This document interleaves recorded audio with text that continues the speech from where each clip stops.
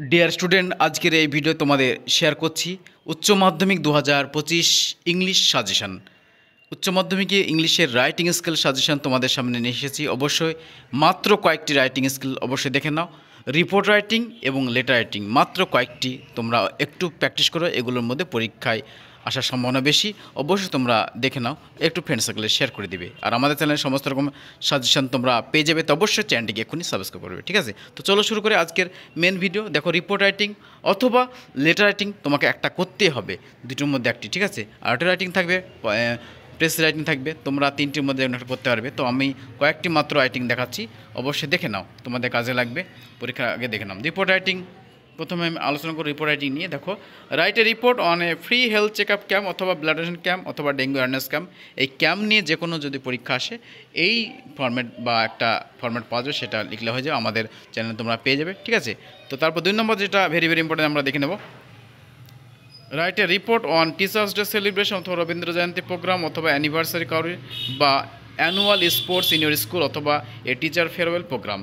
যে কোনো একটা প্রোগ্রাম স্কুলে হচ্ছে, এই স্কুলের প্রোগ্রাম সম্পর্কে যদি পরীক্ষা থাকে, এই ধরনের লিখলে হয়ে যাবে, তার জন্য এটা 2 নম্বর রেখেছি, ঠিক আছে?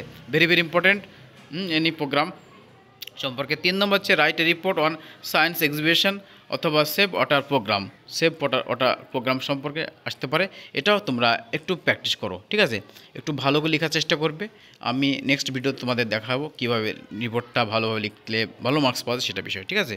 তো তারপর আমি চলে আসছি কয়েকটা মাত্র লেটার রাইটিং নিয়ে। যারা লেটার রাইটিং করবে, দেখো লেটারটা আমি রেখেছি মাত্র কয়েকটি এডিটোরিয়াল লেটার। এডিটোরিয়াল লেটারটা দেখো, write a letter to the editor of an English daily newspaper about the misuse of smartphone among students অথবা reckless driving, increasing number of road accident অথবা high price of essential commodities অথবা misuse of microphone. এগুলো ঘুরিতে পারে, misuse loud speaker থাকতে পারে, misuse of microphone loud speaker, ঠিক আছে?